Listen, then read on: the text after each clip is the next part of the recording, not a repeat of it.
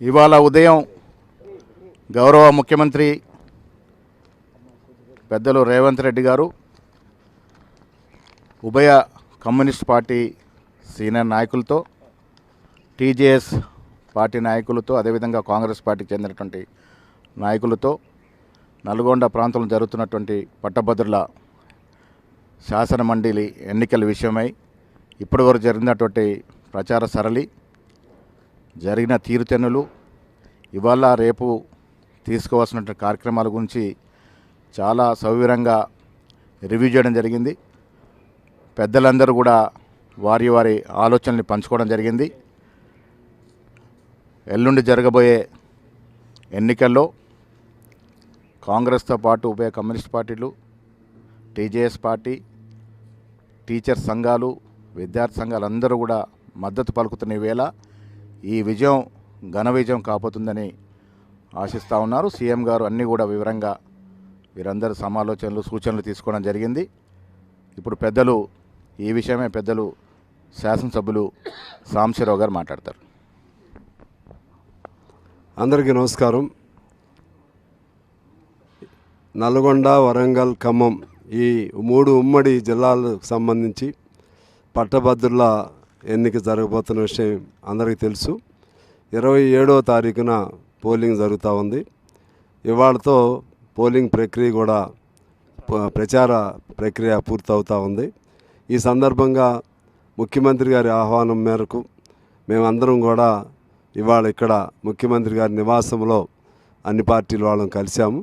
అంతకుముందే కాంగ్రెస్ పార్టీ ఆహ్వానం మేరకు కాంగ్రెస్ పార్టీ అభ్యర్థి అయినటువంటి తీన్మార్ మల్లన్న గారిని గెలిపించడం కోసం ఇటు సిపిఐగా, మా పార్టీగా, అలాగే మాకు సంబంధించినటువంటి అనేక ప్రజా సంఘాలు ఉన్నాయి.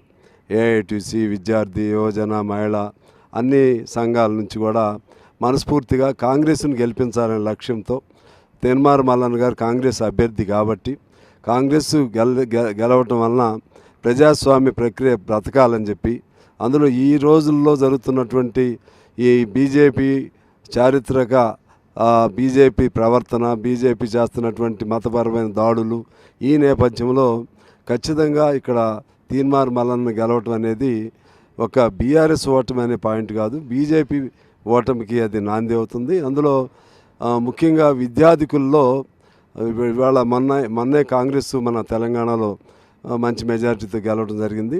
ఇప్పుడు విద్యార్థికుల్లో కూడా ఈ పట్టభద్రుల నియోజకవర్గం నుంచి మల్లన్న గారు గెలవటం ద్వారా విద్యార్థికులందరూ కూడా కాంగ్రెస్ పార్టీ విధానాలు, లేకపోతే కాంగ్రెసు, కమ్యూనిస్టులు, టీజేఎస్ ఈ కూటమి పట్ల ఇప్పటికి ఆదరణ బాగుందని రుజువు చేసే రోజు రేపు రాబోతూ ఉంది. దానిలో భాగంగా మా 3 జిల్లాలకు సంబంధించి పాత బీజేపీ అమలు చేయాల్సినటువంటి వాగ్దానాలు ఇటువంటి అన్నీ కూడా ఇవాళ ప్రచారంలోకి వచ్చినాయి. అందువలన మేమందరం కూడా మనస్ఫూర్తిగా ఈ తీన్మార్ మల్లన్న ఆయనకి ఓట్లు వేసి, అంటే ఇప్పుడు హస్తం గుర్తే ఉంటుంది, దానికి ఓట్లు వేసి నెంబర్ వన్ దానిపైన ఆయనకు ఓటు వేసి గెలిపించాలని నిర్ణయం చేశాం. తద్వారా తెలంగాణ ఫార్మేషన్ తర్వాత ఇప్పటి వరకు కాంగ్రెస్ గెలవలేదు, మరో పార్టీ ఉండేది. ఇవాళ కాంగ్రెస్ గెలవటానికి కూడా మంచి వాతావరణం ఉంది. అందువలన సిపిఐగా మా కర్తవ్యాన్ని మేము నిర్వర్తించడం కోసం కాంగ్రెస్ పార్టీగా పొత్తుల భాగంగా వారికి మాట ఇచ్చాము, ముఖ్యమంత్రి గారికి కూడా మాట ఇచ్చాం. అందువలన సిపిఐ అభిమానులు, అలాగే సిపిఐ కానిటువంటి ప్రజాపక్ష అభిమానులు, అదేవిధంగా ప్రజాపక్ష శ్రేణులు, ప్రజాస్వామ్య శక్తులు అందరూ కూడా మంచి నిర్ణయం చేయాలని చెప్పి మేము కోరుతా ఉన్నాం. కోదండరామ్ గారు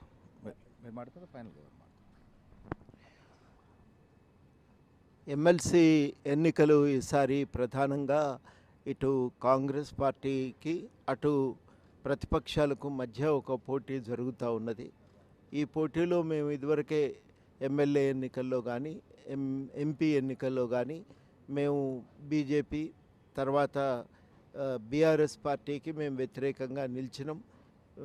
బీఆర్ఎస్ నిరంకుశ పాలన అంతం కావాలని, రాజ్యాంగాన్ని సవరించడానికి బీజేపీ చేస్తున్న కుట్రలను తుదముట్టించడానికి కానీ ఈసారికి కాంగ్రెస్కే ఓటు వేయాలని కూడా మేము ప్రచారం చేసినాం.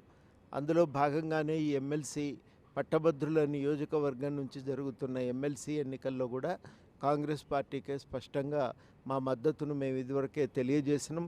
కింద మా పార్టీ సభ్యులు కూడా వారికి కాంగ్రెస్కు అభ్యర్థికి ప్రచారం చేస్తున్నారు. తీన్మార్ మల్లన్నకు కాంగ్రెస్ పార్టీ గెలుపు కోసం ఎక్కడికక్కడ వాళ్ళందరూ కూడా కృషి చేస్తూ ఉన్నారు. ఒక కూటమిగా ఏర్పడి ఒక మార్పు కోసం అందరం కలిసి ఒక ప్రయత్నం చేస్తున్నాం. ఒక ప్రయత్నం చేస్తున్న నేపథ్యంలో అంటే ఒక ప్రజాస్వామిక పాలన పునరుద్ధరించాలి, బలోపేతం చేయాలి, ప్రజా సంక్షేమం బలపడాలి అనే నిర్ణయంతో సంకల్పంతో కృషి చేస్తున్నటువంటి నేపథ్యంలోనే ఎమ్మెల్సీ ఎన్నికల్లో కూడా పట్టభద్రుల నియోజకవర్గం నుంచి నల్గొండ, ఖమ్మం, వరంగల్ పట్టభద్రుల నియోజకవర్గం నుంచి జరుగుతున్న ఎన్నికల్లో కూడా గెలుపు చాలా కీలకమవుతున్నది. అందరూ కూడా దీన్ని దృష్టిలో పెట్టుకొని కాంగ్రెస్ అభ్యర్థి తీన్మార్ మల్లన్నకు ఓటు వేసి గెలిపించవలసిందిగా ఈ సందర్భంగా తెలంగాణ జనసమితి తరఫు నుంచి కోరుతున్నాం. అదేవిధంగా తెలంగాణ జనసమితి పార్టీ కార్యకర్తలు కూడా కాంగ్రెస్ అభ్యర్థి గెలుపు కోసం కృషి చేయాలని ఈ సందర్భంగా అభ్యర్థిస్తున్నాం.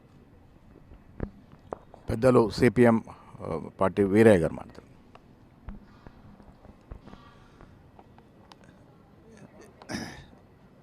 27వ తేదీ జరగనున్నటువంటి శాసన మండలి ఖమ్మం, నల్గొండ, వరంగల్ జిల్లాల ఉప ఎన్నికలో కాంగ్రెస్ పార్టీ అభ్యర్థికి మద్దతునివ్వాలని సిపిఎం నిర్ణయించింది. ఇప్పటికే దేశవ్యాప్తంగా పార్లమెంట్ ఎన్నికల్లో బీజేపీకి వ్యతిరేకంగా ఇండియా కూటమి ఒకటి ఏర్పడి ఉన్నది. ఇండియా కూటమిలో భాగంగానే సిపిఎం కూడా ఉన్న విషయం తెలిసిందే. దేశవ్యాప్తంగా బీజేపీకి వ్యతిరేకంగా చేస్తున్న కృషిలో భాగంగానే తెలంగాణ పార్లమెంట్ ఎన్నికల్లో కూడా ఇండియా కూటమిలో భాగంగా ఉన్నటువంటి కాంగ్రెస్ పార్టీకి మద్దతునిచ్చిన విషయం కూడా తెలిసిందే. ఇప్పుడు ఈ ఉప ఎన్నిక విద్యాధికులకు సంబంధించింది, పట్టభద్రులకు సంబంధించింది.